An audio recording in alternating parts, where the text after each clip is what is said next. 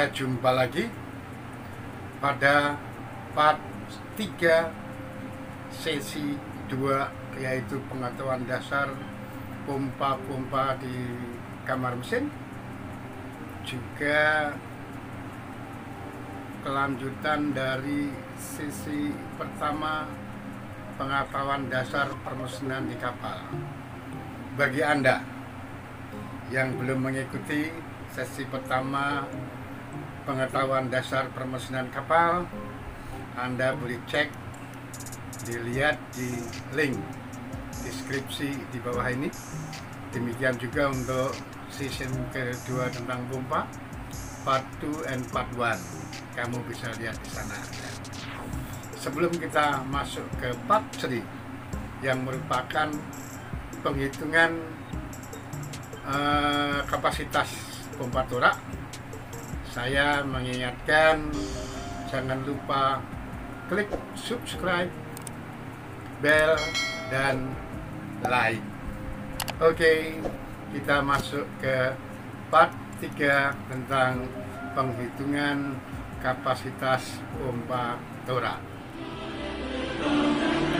Inilah kehidupan pelaut penuh tantangan. Ombak dan badai bukan halangan, tapi tantangan. Tantangan yang harus dihadapi, bukan dihindari. Apapun, destination port must be achieved. Tantangan merupakan makanan pelaut. Pelaut pantang menyerah. Pelaut. Kita masuk ke materi pompa torak. Pompa torak merupakan salah satu dari jenis pompa displacement yang kita sebut kemarin, antara lain pompa torak, pompa roda gigi, pompa ulir, pompa mono, pompa merimbran, dan sebagainya. Kita sekarang membahas bagaimana menghitung kapasitas pompa. Dalam hal ini adalah pompa torak. Pompa torak pada hakikatnya terdiri dari 3 macam, yaitu pompa torak kerja tunggal, artinya dia hanya menghasilkan pada salah satu arah, jazz, ya. Kemudian pompa kerja ganda, pulang alno bolak-balik, dia bisa menghasilkan jazz, jos.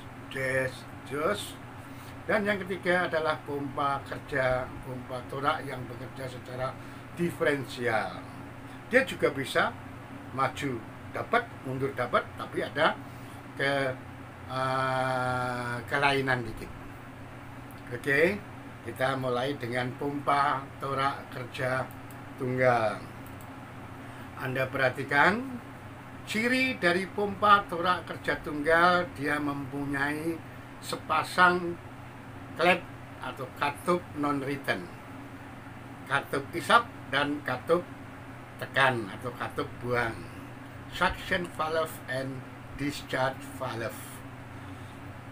Penghasilannya hanya pada saat dia mengarah ke arah klep. Sementara waktu isap, klep isap buka, klep buangnya menutup. Di sini ada arah A, itu adalah arah yang menghasilkan. Baik,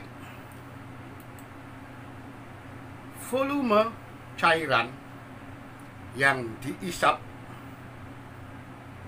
itu besarnya sama dengan volume silinder sepanjang langkah dia, sehingga berapa besarnya adalah merupakan luas penampang kali langkah pelunyernya, ya.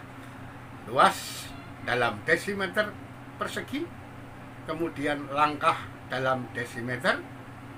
Luas itu artinya pi per 4d kuadrat, ya, kali L desimeter. Kenapa saya ambilkan desimeter? Karena konversi ke satuan lain mudah, bahwa desimeter kubik itu sama dengan liter. Jadi 1 desimeter kubik sama dengan 1 liter. Jadi setiap dia mengisap cairan sebanyak sejumlah pi per 4D kuadrat kali L. D itu adalah diameter silinder, sementara L adalah langkah toraknya. Ya, sehingga rumusnya dia hanyalah pi per 4D kuadrat L. Ini setiap langkah. Kalau umpamanya di dalam 1 menit dia menghasilkan N kali langkah yang menghasilkan, maka kapasitas pompa di dalam 1 menit adalah pi per 4D kuadrat kali L kali N. N itu adalah jumlah langkah yang menghasilkan. Andai kata dia pakai elektromotor, ya putaran itu satu putaran satu penghasilan, maka N-nya sama dengan putaran. Ini adalah kapasitas pompa torak kerja tunggal. Bagaimana dengan pompa torak kerja ganda? Ini gambaran pompa torak kerja ganda, di mana torak bisa bergerak ke arah A dan ditarik ke arah B. Kedua gerakan menghasilkan hasil pemompaan yang disalurkan melalui saluran buang dan diisap dari saluran isapnya. Oke, di sana ada diameter, L itu adalah langkah, sementara D kecil adalah diameter batang torak. Karena pada saat langkah isap sekaligus dia juga langkah buang, maka jumlahnya waktu langkah isap itu jumlah yang didischargekan itu dikurangi besaran atau volume batang torak. Sehingga kalau kita lihat kapasitas pompa pada saat gerakan ke A adalah luas silinder kali langkah pelunjernya atau langkah toraknya. Artinya luas kali langkah, luas dalam desimeter persegi, langkah dalam desimeter sama dengan pi per 4D kuadrat desimeter persegi kali L desimeter. Ini adalah pada saat hasil yang dilakukan pada saat bergerak ke arah A. Sementara pada saat ke arah B, dia juga menghasilkan hasilnya adalah seberapa yang seperti yang ke depan, tetapi dikurangi batang toraknya. Batang toraknya seberapa?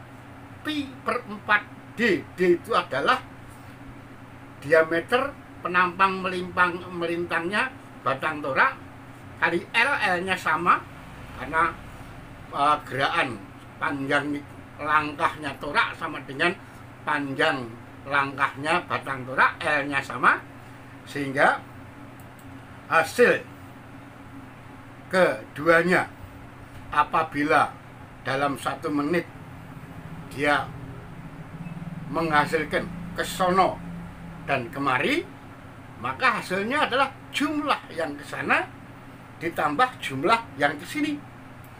Nah, pi per 4D kuadrat desimeter persegi kali L desimeter plus yang ke sini, plusnya apa?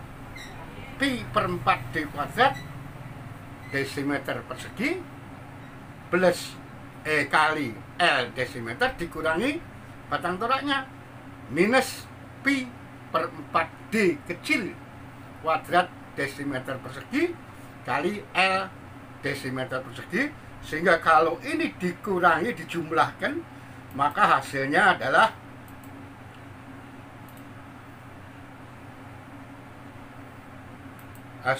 adalah pi per 4 D kuadrat 2 D kuadrat, karena D-nya sama di sini, tambah 2 D kuadrat ditambah dikurangi D-nya batang torak dalam kurung kali L kali N. N itu adalah bolak-baliknya dalam per menitnya. Maka inilah rumusnya kapasitas pompa torak kerja ganda. Kalau tadi sudah kita ketahui rumusnya torak kerja tunggal, ini torak kerja ganda per menit. Jadi kalau per jam ya dikalikan 60. Bagaimana dengan prinsip kerja dan hasil kapasitas dari pompa torak yang kerja secara diferensial? Kita lihat, ini adalah pompa torak kerja secara diferensial. Pompa ini agak aneh.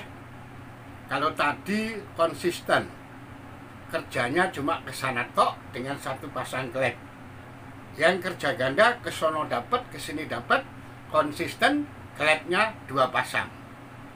Ya, sepasang klep isep tekan sebelah A, sepasang konsisten, sepasang klep isep tekan sebelah B. Sementara untuk pompa torak kerja secara diferensial ini ke sono dapat, ke sini juga dapat, tetapi klepnya cuma 3. Karena pada saat dia menuju ke arah A, hasilan yang seharusnya dibuang ke luar, dia kembali ke arah isepan, ke arah belakang pompa toraknya. Oke, kita lihat. Ini adalah penghasilan atau volume cairan yang dipompakan, yang dihasilkan pada saat plunyer atau torak menuju ke A. Sejumlah cairan pi per 4 D kuadrat desimeter persegi kali L langkah desimeter, ini adalah yang mestinya keluar, dikurangi yang balik lewat lubang tanpa klep, yaitu minus dikurangi dalam kurung keseluruhannya pi per 4 D kuadrat desimeter persegi kali L desimeter dikurangi pi per 4 D kecilnya batang torak kali L batang toraknya. Kalau ininya dibuka, kurungnya dibuka, maka terjadi pi per 4 D kuadrat silinder desimeter persegi kali langkah desimeter dikurangi per pi per 4 D kuadrat desimeter persegi minus, karena dibuka kurungnya jadi plus pi per 4 kali D kecil kuadrat kali L desimeter, sehingga hasilnya pada saat ke A adalah pi per 4 D kecil kuadrat kali L. Ya, setelah itu tadi dikurangin, pada saat gerakan ke A hasilnya adalah ini. Bagaimana pada saat dia pergerakan ke B? Pada saat pergerakan ke B, maka hasilnya adalah yang di belakang torak. Yang di belakang torak itu adalah volume silinder dikurangi volume batang torak kali langkahnya, ya. Jadi pi per 4 D kuadrat desimeter persegi kali L desimeter itu adalah volume silinder dikurangi volume batang torak kali L-nya pi per 4D kuadrat kecil kali L. L-nya sama-sama dikeluarkan, maka hasil yang dikeluarkan oleh pompa pada saat gerakan ke B adalah pi per 4 dalam kurung D kuadrat min D kecil kuadrat kali L desimeter kubik per menit. Sehingga kalau kesono dan kemarinya yang merupakan jumlah keseluruhan ini dihitung, kapasitasnya menjadi hasil ke A yang tadi ditambah hasil yang ke B. Ya, yang merah ini adalah hasil pada saat ke ke A, yang biru ini adalah hasil pada saat ke belakang. Itu ditambah itu, kalau dikeluarkan kurungnya, maka akan terjadi pi per 4D kecil kuadrat L plus pi per 4D besar kuadrat min D kecil kuadrat dalam kurung, ya, dalam kurung. Kalau kurungnya dihilangkan, maka hasil akhirnya untuk pompa torak kerja secara diferensial adalah pi per 4D besar kuadrat kali L desimeter kubik per menit. Jadi kita sudah punya rumus masing-masing, dan Anda perhatikan ternyata hasil atau kapasitas pompa torak kerja tunggal yang cuma kesono doang itu sama dengan kapasitas pompa torak kerja diferensial yang kerjanya bisa kesono dan kesini. Kita lihat, ya, ini adalah kesimpulan dari ketiga penghitungan tadi, bahwa pompa torak kerja tunggal kapasitasnya adalah pi per 4D kuadrat Ln sama dengan kerja diferensial. Sementara yang untuk kerja ganda itu lain. Hanya ini semua adalah perhitungan teoritis. Untuk perhitungan praktisnya, kita harus menghitung berapa yang berguna, berapa yang sebenarnya setelah dikurangin oleh kerugian-kerugian yang terjadi selama pemompaan. Umpamanya kerugian kelambatan menutup, kerugian kelambatan membuka, kerugian aliran, dan sebagainya. Kerugian-kerugian ini setelah dikurangin kerugian-kerugian ini, terjadilah randemen yang berguna. Maka hasil yang sesungguhnya adalah randemen termis kali randemen volumetris, randemen volumetris dikalikan hasil teoritis ini. Dan ini merupakan hasil dalam volume. Kalau Anda mau mendapatkan kapasitas dalam berat atau gram, maka harus dikalikan dengan berat jenis dari cairan yang Anda hitung atau pompakan. Demikian tentang bagaimana cara menghitung kapasitas pompa torak baik kerja tunggal, kerja ganda, dan yang bekerja secara diferensial secara teoritis. Yang untuk praktisnya tinggal mengalihkan randemen volumetrisnya. Oke. Kemudian untuk selanjutnya kita akan jumpa masih dalam hal pengetahuan dasar pompa di atas kapal. Kita lanjutkan di next part. Ya, demikian tadi tentang pembahasan kita mengenai penghitungan kapasitas pompa torak baik kerja tunggal, kerja ganda, dan kerja secara diferensial. Ingat, saya bukan hanya menyampaikan program pembelajaran lewat sesi 1, sesi 2 yang sifatnya prasyarat, tapi saya juga membuka program Q&A, question and answer, yang kemarin sudah kita mulai dengan cara menghitung tenaga mesin diesel di kapal. Untuk itu, ikuti program selanjutnya, terutama untuk program pembelajaran ini part 4. Ya, jangan lupa sekali lagi klik tombol subscribe, lonceng, dan juga like.